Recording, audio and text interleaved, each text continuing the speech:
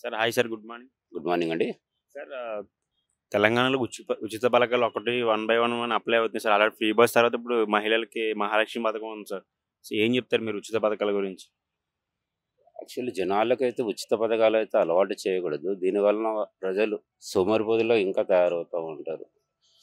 ఏదైనా ఇస్తే నిజమైన లబ్ధిదారులకు ఎలాగంటే దారిద్ర్యకు దిగువన ఉన్న వాళ్ళకి ఏమన్నా లబ్ధి చేకూరిస్తే అది చాలా మంచిది. ఇప్పుడు ఎలాగంటే రేషన్ కార్డులు కూడా ఎవరికి ఉంటున్నాయి? అసలు నిజమైన గుడిసెలు వేసుకునే వాళ్ళు, పేదవాళ్ళకు రోజుకాలు వాళ్ళ దగ్గర రేషన్ కార్డు కానీ, ఆరోగ్యశ్రీ కార్డు కానీ ఎటువంటిది ఉండదు. సో గవర్నమెంట్ వచ్చి చాలా రోజులు అయిపోయింది. ఎక్కువ ఆయన హైడ్రా మీద కాన్సన్ట్రేషన్ చేసింది, మిగతా వాటి మీద కాన్సన్ట్రేషన్ చేయలేదని చెప్పి చాలా మంది విమర్శిస్తున్నారు, ఈవెన్ ప్రతిపక్షాలు కూడా. సో మీరు ఏం చెప్తారు? ఇది హైడ్రా అంటే ఇది ఒక అక్రమార్కులకు గుబులు పుట్టించాలి కానీ సామాన్య జనాలు భయపడవలసిన అవసరం లేదని నేను అనుకుంటున్నాను. ఎందుకంటే నిజంగా అన్నీ సరిగా ఉంటే భయపడాల్సిన అవసరం ఏముంది? ఎవరైతే ఎఫ్టీఎల్ చెరువులు ఆక్రమించి కట్టడం కానీ, శిఖం భూమిలో ఆక్రమించి కట్టడం కానీ, అటువంటి వాళ్ళు భయపడేవాళ్ళు.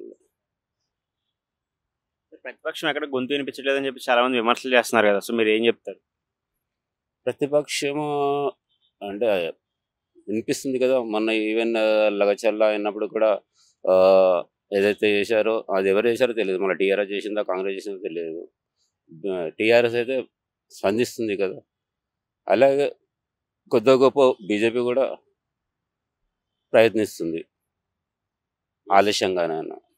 కేసీఆర్ ఎక్కడ కనిపించట్లేదు, కనీసం అసలు మీడియా ముందు కూడా రావట్లేదు. కారణాలు ఏమేమి ఉంటాయంటారు? కేసీఆర్ గారు ఇప్పుడు వాళ్ళకు కొడుకు కేటీఆర్ గారికి వర్కింగ్ ప్రెసిడెంట్గా అప్పగించాడు కదా. దానివల్ల తను కొద్దిగా వేచి చూసి మళ్ళీ ఎలక్షన్ టైంకి బయటకు వద్దామని ప్రయత్నం చేస్తున్నాడు. లేదా తన ఆరోగ్యం కూడా ఎలా ఉందో మళ్ళీ తెలియదు. ప్రజలకు తెలియాలి. ఎంతైనా సరే ఏదైనా సరే తను ఫామ్ హౌస్లో కూర్చున్నా, ఇంట్లో కూర్చున్నా తన బాధ్యత ప్రతిపక్ష నాయకుడిగా తన బాధ్యతను నిర్వహిస్తే బాగుంటుందని అభిప్రాయం.